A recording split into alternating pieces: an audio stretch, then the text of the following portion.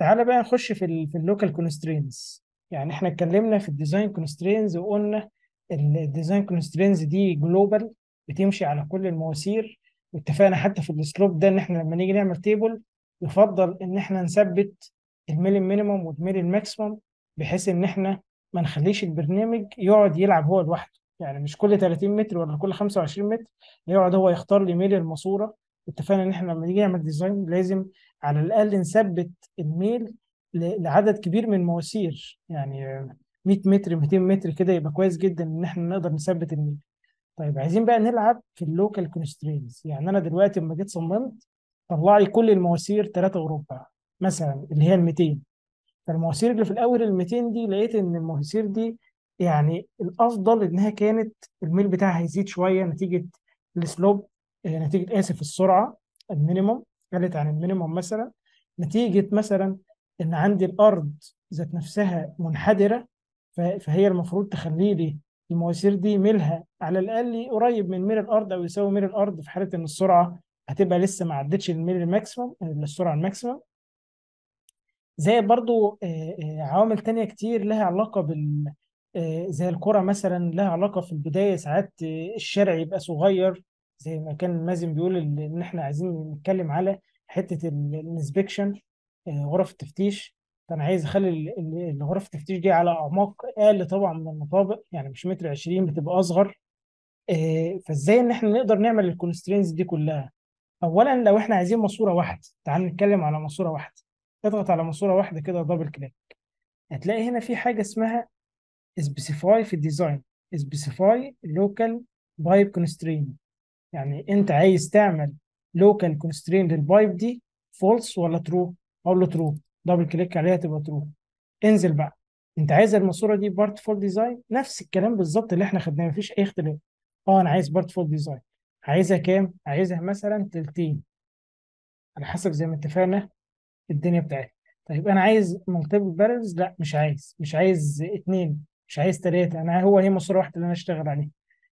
ليميت سيكشن سايز، لا برضو مش عايز اعمل ليميت. طيب consider cover along pipe length، لا برضو مش عايز اعمل كده. طيب انت عايز تقيس الكفر لفين؟ اتفقنا يا بايب سوفتت، دي في حاله ان احنا ندخل القطر الداخلي زائد السمك. لو ما دخلناش السمك يبقى البايب مش هتفرق سوفتت ولا كراون، انما تفرق دلوقتي. انا هسيبها سوفتت ليه؟ لان انا هدخل السمك بتاع الماسوره بتاعتي مضروب في 2. فانا شرحتها لكم طبعا اكيد فاهمينها ان شاء الله. طيب المينيموم دي كده اخليها 6 من 10. الماكسيموم اخليها وليكن 1.5. والكفر بقى دي ماسورة مثلا هتبقى غرف تفتيش، ممكن ان انا اقلل الكفر عن متر 20، ممكن اخليه متر، ممكن اخليه 80 سنتي، على حسب انا عايز اعمل العمق قد ايه. ماشي. فانا ممكن مثلا اخليها متر، هنقول متر وليكن عشان برضو ما تزيدش قوي. ممكن ان انا احكم الكفر كونستريم ماكسيموم اخليه متر 20 وليكن، براحتي. انا كده كده هلعب في الميل دلوقتي وبراحتي بقى. خلي بالكم الميل متر على المتر احنا نسينا نغيره، تعالى نعدله من هنا متر على الكيلو اهو، ونرجع تاني للماسوره دي.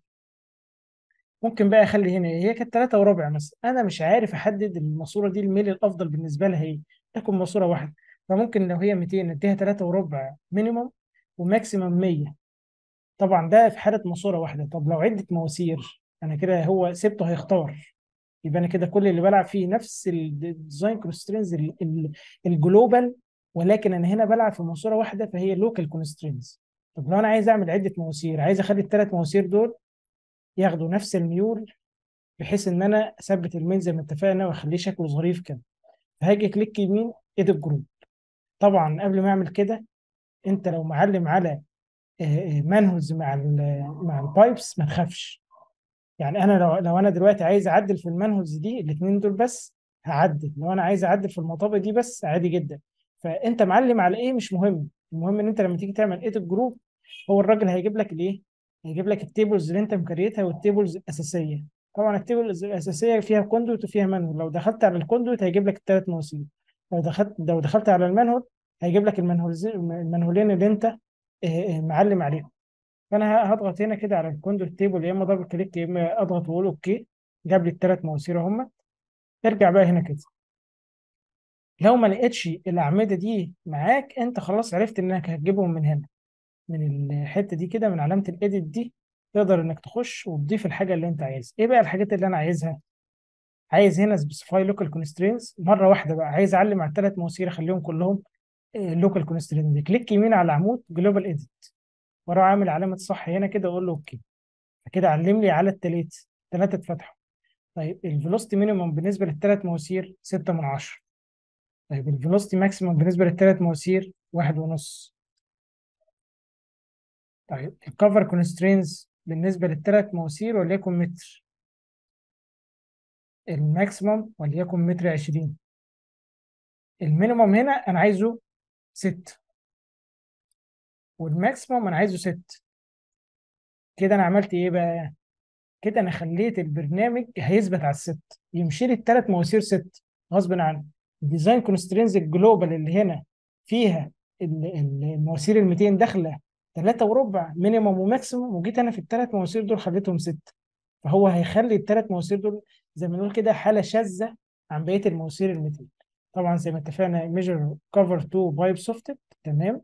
وهعمل البارت فور ديزاين من هنا كده، وهاجي اختار 66 و7 من 10. خلي بالك برضو في حاجه، لما بتيجي تعمل اللوكال كونسترينز بتفتحها، ساعات بيغير لك مانج. يعني رقم مانج ده لو انت مدخله مثلا 12 من 1000، ساعات لما تيجي تفتح اللوكال كونسترينز يروح متغير. فخلي بالك من الحته دي كويس جدا، ارجع بص عليها تاني وخليها رجعها زي ما انت كنت عايز، طبقا لنوع الماتيريال اللي انت مستخدمه. حد عنده مشكله يا شباب في اللوكال كونسترينز؟ تمام كده. طيب كويس جدا.